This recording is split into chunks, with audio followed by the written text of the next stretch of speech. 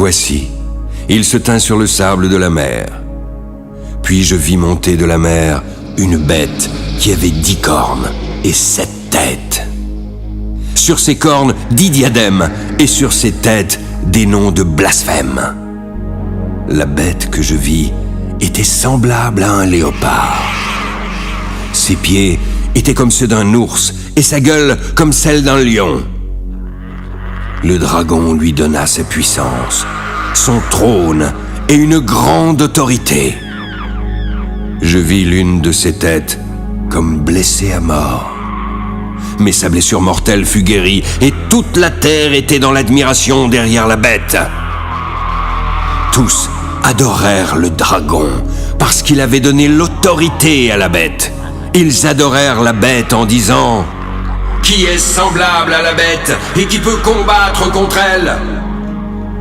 Puis, il lui fut donné une bouche qui proférait des paroles arrogantes et des blasphèmes. Il lui fut donné le pouvoir d'agir pendant 42 mois. Elle ouvrit sa bouche pour proférer des blasphèmes contre Dieu. Pour blasphémer son nom, son tabernacle et ceux qui habitent dans le ciel. Il lui fut donné de faire la guerre aux saints et de les vaincre. Il lui fut donné autorité sur toute tribu, tout peuple, toute langue et toute nation, et tous ceux dont le nom n'a pas été écrit dès la fondation du monde dans le livre de vie de l'agneau qui a été immolé l'adoreront. Si quelqu'un a des oreilles, qu'il entende. Si quelqu'un mène en captivité, il ira en captivité.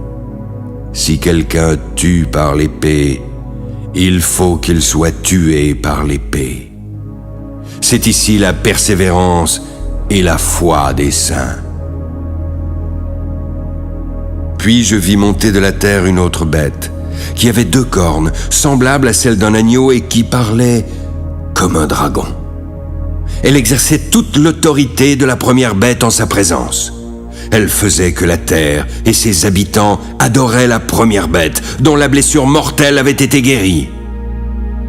Elle opérait de grands prodiges, jusqu'à faire descendre du feu du ciel sur la terre à la vue des hommes. Elle séduisait les habitants de la terre par les prodiges qui lui étaient donnés d'opérer en présence de la bête, disant aux habitants de la terre de faire une image de la bête qui avait la blessure de l'épée et qui vivait. Il lui fut alors donné d'animer l'image de la bête, afin que l'image parlât. Puis elle fit que tous ceux qui n'adoreraient pas l'image de la bête fussent tués.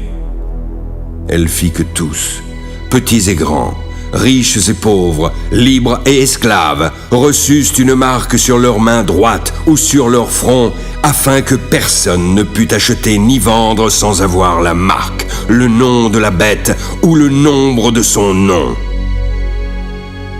C'est ici la sagesse, que celui qui a de l'intelligence calcule le nombre de la bête, car c'est un nombre d'hommes, et son nombre est 666.